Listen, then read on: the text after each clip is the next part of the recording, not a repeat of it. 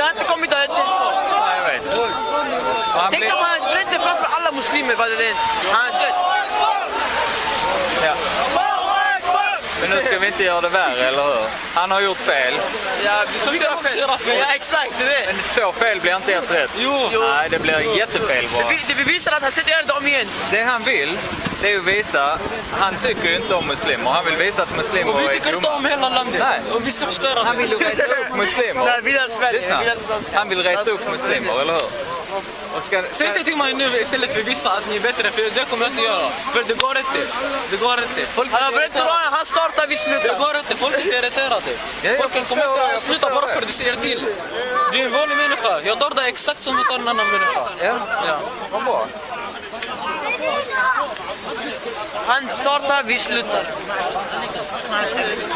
Ja.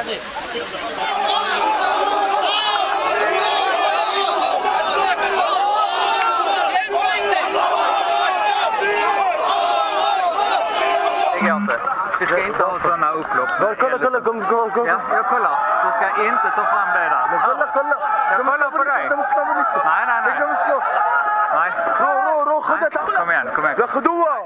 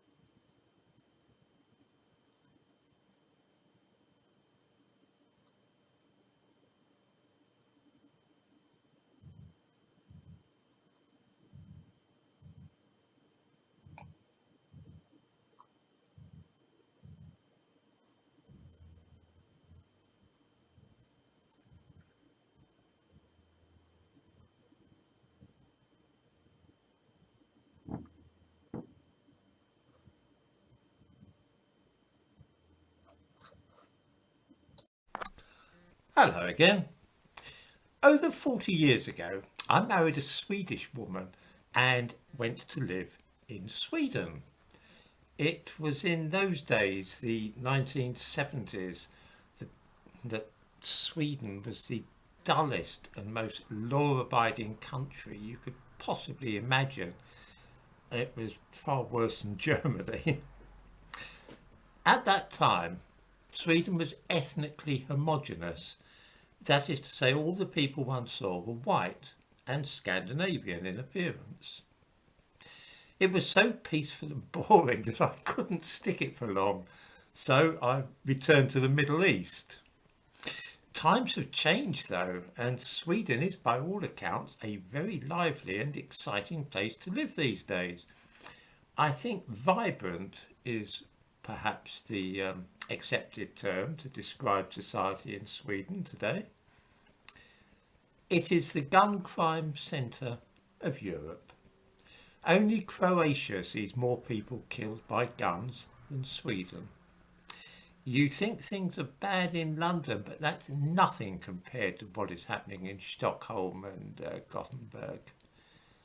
Part of the problem is that the weapons used are not only pistols, which is generally the case in Britain. Machine guns are increasingly being used in attacks together with hand grenades. In other words, military weaponry is being imported into Sweden and used freely. Alongside a ferocious level of violence of this kind has come rioting and an exponential rise in rapes and indecent assaults. In the 1970s, women going topless on beaches, in parks or swimming pools was so common that nobody looked twice. This is the sort of thing that Sweden was famous for. It was a relaxed and easygoing country. Nobody bothered about sex, nudity or anything else. Not anymore. These days, Swedish women are covering up, and the free and easy ways of 40 years ago are a distant memory. Here are a few figures. In 2006, just 8 people were killed by guns in Sweden. 11 years later, in 2017, 43 people were killed in shooting incidents, a 5-fold increase. I might mention that this has not happened in other European countries. In the 7 years between 2011 and 2018, there were 1,500 shootings in Sweden and 100 attacks involving the use of hand grenades. Not only hand grenades, but military explosives. Plastique was used as well, Semtex. In 2018, a total of 162 bombings and grenade attacks took place in the country, compared with none at all 10 years earlier. In 2020, there were 366 shootings in Sweden, 47 people were killed and 117 wounded. Nearly all this violence is a result of fighting between rival groups of immigrants. Sometime after the turn of the millennium in 2000, some Swedish politicians decided that it wasn't right that while the rest of Europe was filling up with newcomers from Africa and Asia, their own country remained 100% white European. It looked a little bit, well, racist perhaps, certainly right-wing and reactionary. So it was that they began admitting immigrants, trying to see how many they could get. These people moved to the poorer areas and soon created their own ghettos. And once they were safely established in the rougher parts of the big cities, they began fighting among themselves, for which purpose they began importing first pistols and then machine guns, grenades and commercial explosives. I give a few links in the description to this video for stuff about this. It's really just Wikipedia and the BBC. But if you try Googling Sweden and hand grenade shootings, rapes and so on, you'll soon see the nature of the problem. Harassment of women, assaults and rapes on them have all soared in the last decade or so. The police figures show that 60% of those convicted of rape were foreigners. In the case of strangers who have attacked women, 80% of the attackers were described by the victims as being foreigners, that is to say black, Asian, Arabs, Kurdish and so on. About 15% of people living in Sweden are now foreigners, roughly 1 in 6, so they're catching up with countries like Britain when it comes to the proportion of foreign-born families. The newspapers and television in Sweden have a convention that they will not mention the downside of immigration, even things like shootings and explosions. They talk about it in a way that avoids explicitly stating that it's foreigners engaging in this sort of thing. They say that much of the country's crime is committed by people living in what are known as vulnerable areas, that is to say, the poorer parts of the cities. Although these are now ghettos and practically no-go areas for ordinary Swedish people, nobody wishes to hear this said out loud. And of course, by referring to the vulnerable areas, it ties in with the Marxist idea that things like crime and violence are a product of social deprivation and the class struggle.